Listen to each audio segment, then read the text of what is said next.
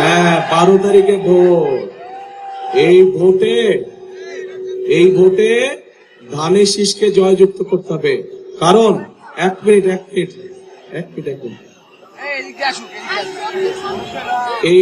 এই যে স্লোগানের এক মিনিট দাঁড়াও ভাই, দাঁড়া কথা শোনো। এই যে আমার সামনে এত তাফালিং করে লাভ নাই তো, ভোটের দিন দেখাতে হবে। আমার সামনে তাফালিং করে লাভ আছে কোনো? ভোটের দিন জয়যুক্ত এসে দেখাতে হবে, তখন বুঝবো এই শক্তিটাকে ভোটের দিন দেখাতে হবে।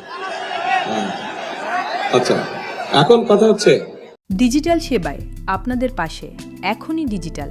ভিজিট করুন ekhonidigital.com। এখন কথা হচ্ছে একটা ব্যাপারে সতর্ক থাকতে হবে।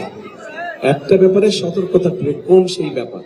এই যে মঞ্চের এই মঞ্চের পাশে ছোট্ট একটা মঞ্চ আছে, মঞ্চে কিছু মানুষ বসে আছে এবং তাদের পিছনে একটা ব্যানার আছে। ওই ব্যানারটায় লেখা আছে গুম খুন জুলাই আগস্টের আন্দোলনে আহত শহীদ পরিবার। কথাটার অর্থ বুঝেছেন আপনারা?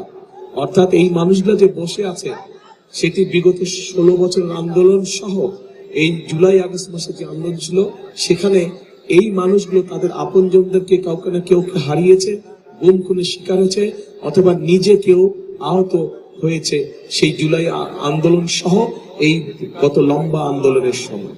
এখন যেই মানুষগুলো শহীদ হয়েছে, যেই মানুষগুলো আহত হয়েছে, এই মানুষগুলো ত্যাগের তো একটা মূল্য থাকতে হবে, তাই না? এখন এই মানুষগুলো কার বিরুদ্ধে আন্দোলন করেছিল, কিসের বিরুদ্ধে? ওই যে আপনারা 12 তারিখে যে ভোট দেবেন, ওই ভোটের অধিকার আপনাদের কাছ থেকে, বাংলাদেশের মানুষের কাছ থেকে এক পক্ষ কেড়ে নিয়েছিল এবং তাদের বিরুদ্ধে আন্দোলন করতে গিয়েই এই পরিবারগুলো তাদের আপনজনদেরকে হারিয়েছে অথবা বিভিন্নভাবে নিজেরাও নির্যাতিত হয়েছে, অত্যাচারের শিকার হয়েছে। এখন প্রিয় ভাই বোনেরা, ওই ষড়যন্ত্র কিন্তু এখন শেষ হয়নি। একটা তো পালিয়ে গিয়েছে দেশ থেকে, কিন্তু আরেকটা পক্ষ আছে যারা, এই দুই পক্ষ আবার আগে থেকে একসাথেই ছিল। এই দুই পক্ষ কিন্তু বিভিন্ন সময় একসাথেই ছিল, তলে তলে একসাথেই ছিল। গত 16 বছরেও আপনারা মাঠে ঘাটে কত পেয়েছেন আন্দোলন সংগ্রামে, তাদেরকে কোথাও ছিল না, ওই ভিতরে কিন্তু তাদের সাথেই ছিল এরা। আচ্ছা, তো এখন এরা আবার ষড়যন্ত্র শুরু করেছে বিভিন্ন রকম। এখন আপনাদেরকে চোখ কান খোলা রাখতে